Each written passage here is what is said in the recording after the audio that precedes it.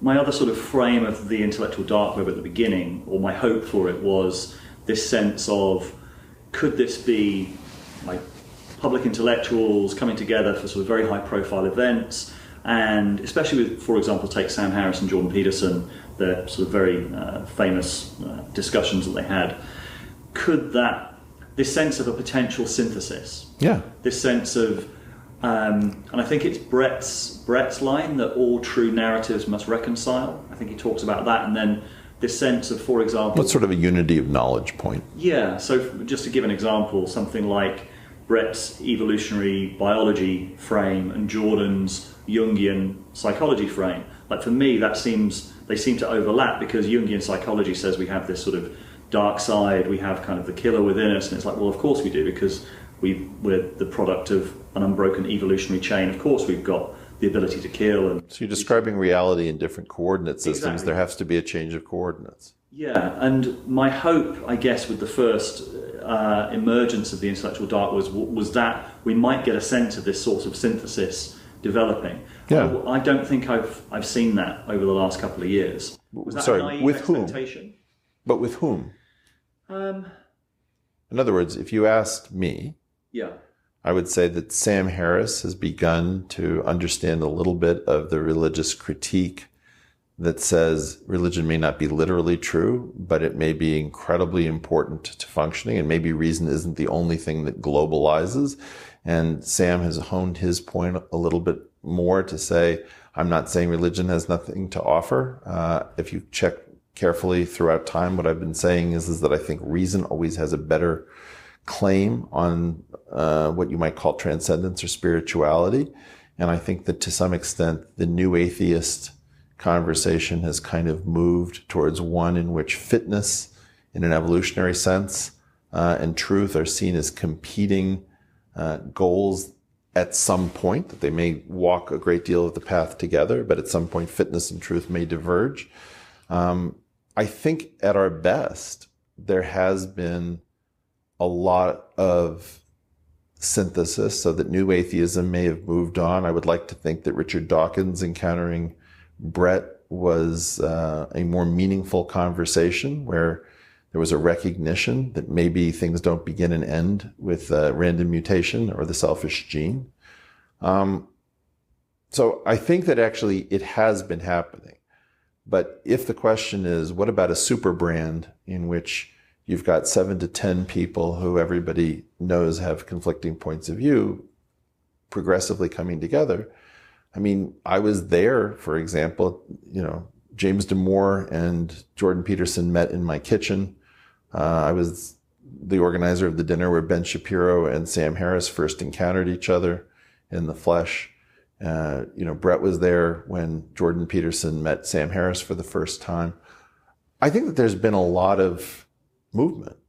Now, if you ask me, it's very hard for this thing to have moved on, given the fact that there was no institutional support. There was just this constant kind of tax from bad attacks, with like constantly defending against whether we're alt-right or white supremacists, which is, sort of beneath contempt. It's just really stupid things from people who went to really smart colleges defending their guild. Because that would be my follow-up question, which is,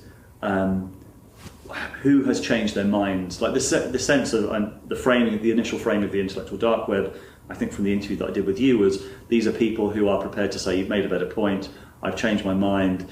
Who genuinely sort of changed their mind during the last 2 years? So I think there is a widespread sense that not that much has shifted in terms of perspectives. Well, I wonder whether that's because people are very identified with certain perspectives, like Sam Harris with the new atheist position. I think Sam better appreciates position. I think Brett's metaphoric truth position to Sam has probably influenced Sam. I think that I better appreciate Sam's focus on spirituality within a rational context.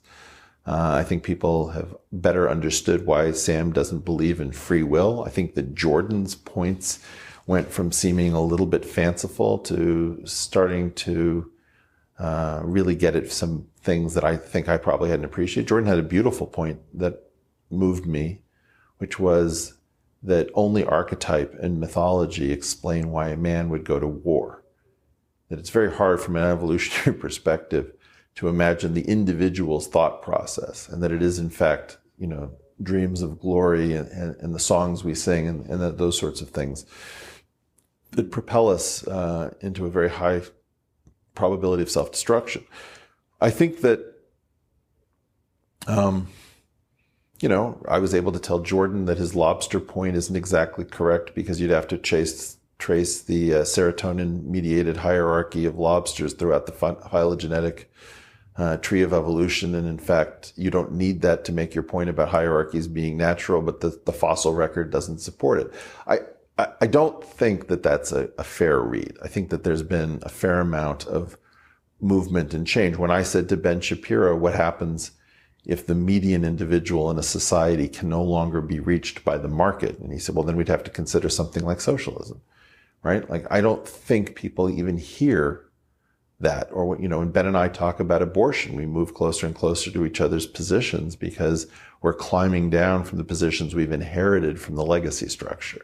So, no, that's not true. I mean, I think there's been a lot of movement. I think what there hasn't been is there hasn't been just an opportunity to gather, to talk enough as friends, because the key thing that the IDW threatens is the paid commentariat of the legacy media structure. And we talked before about how initially, at least with the framing of the intellectual dark web, the people who were in the article, there was a lot of, because the actual shows or the audiences were concentrated around Rogan, Sam Harris, the Rubin Report, and particularly the Rubin Report because he's based in LA, that a lot of the initial meetings happened there. And my sense... Dave was very forward in a lot of ways. Yeah.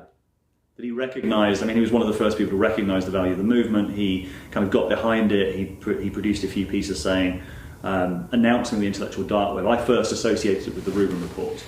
I had an interview with Dave probably about a year ago now where and in the run-up to that interview, I started kind of looking a little bit more carefully about what he was doing. And I had some I thought if I have this interview with Dave, there are certain questions I have to ask him. I was very concerned about the way that he frames his guests. I was very concerned about whether he was actually being truthful in terms of the way that he was interviewing them. And I can understand, I may not necessarily agree with the Sam Cedar perspective that Dave Rubin is dangerous, but I do actually think that there are things that he's doing that are, that can be quite dangerous, because I also see him on Twitter, for example, framing everyone who disagrees with him as bad faith. And I think that dynamic is very, I'm not going to say the word problematic because that's a very problematic word, but I do think, and I've also seen the increased criticism of him, I think, have also affected the way that people see the intellectual dark web over the last couple of years. Do you agree with that? Do you agree that the criticisms have taken their toll on the way people see the intellectual dark web? Because he was so identified with it from the beginning. Well, I think he really embraced the potential for it, and I think he exemplified the potential for it. And I think that what you have to realize is, I think I made this joke about the original title of Casablanca, to get back to that film, was something like Everybody Comes to Rick's or Everybody Eats at Rick's. I forget what it was. And I felt like, well, at some point, everybody came through Dave's studio because he had built a TV-ready studio that was truly professional.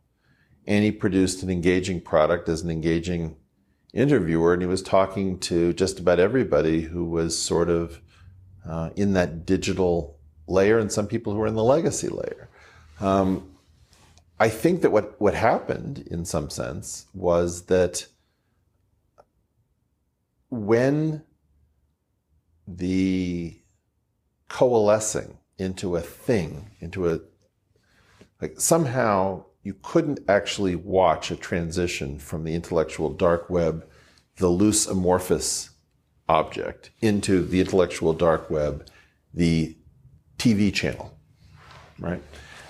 Or the political party, or the touring company, or anything like that.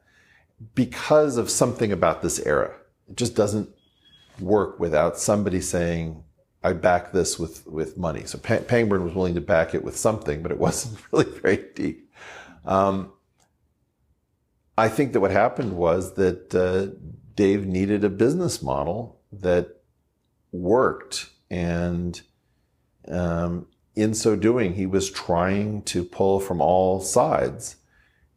And eventually, and this is to sort of try to steelman his perspective, I would say, the willingness of more right of center elements than left of center elements to tolerate discourse, to tolerate people who did not exactly line up with their perspectives, the willingness of let's say a Dennis Prager or a Ben Shapiro to be tolerant of a gay man when they might have strong heteronormative views, was so out of whack with what everybody expected and what the left exhibited, which was this crazy level of intolerance where if you talked to somebody who talked to somebody who talked to Richard Spencer, the feeling was that, well, you were clearly alt-right. And, those sort of chains of association never made sense because they were applied completely inconsistently. The fact that Noam Chomsky talked to Stefan Molyneux did not mean Noam Chomsky was tarred. But somebody else talked to Stefan Molyneux, like Douglas Murray, that person was tarred. So, there was this very confusing set of rules as to who could talk to whom about what, under which circumstances, and gain what epithet.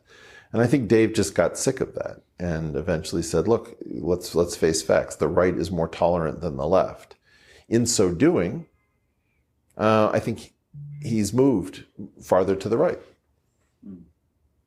So I think he's become a different object. Now, does the intellectual dark web tolerate movement? I do. Dave Rubin, I consider a friend of mine. And I don't think it's any secret that he and I have come to understand each other less and less well. We've been trying to have a conversation repeatedly that never seems to close, never seems to land. So I don't actually understand exactly what's going on with Dave, nor does Dave understand what's going on with me. Now, if the question is, why won't you throw Dave Rubin under a bus because you don't understand or agree with him? It's because, first of all, let me be clear. I'm not in the habit of throwing my friends under a bus for anybody else's entertainment. Do I think that some of the choices he's made are not the choices that I would make? Absolutely. And I don't think it's any secret that he feels exactly the same way about me. Am I worried about some of the things that may happen on his show? Yeah, the way I'm worried about some of the things that happen on Ben Shapiro's show. However, when Ben Shapiro and I have a disagreement and I call up Ben, we're able to have a meeting of minds with fair regularity. I guess if you ask me, I think that the way in which Dave got hounded was anomalous and that created its own feedback loop, where in effect, Dave saw a world in which people were not being fair to him, and he responded accordingly, saying, well, this shows the true colors of my critics, is that they're not interested in being charitable. And the people who welcomed Dave were probably from farther reaches of the right. And they said, you can bring your weed smoking, your gay marriage, you can bring all of the things that you value, and we won't criticize and judge you. And so I think he made his decision from that perspective, is that he looked at the intolerance of the left, and he looked at the open arms coming from people farther to the right. And he said, you know what? This is a better world. And I'm tired of pretending that, in fact, I have a better deal from the center, which pretends to be tolerant, but is anything but. And at that level, I think Dave is really reacting to saying, I refuse to have Stockholm syndrome.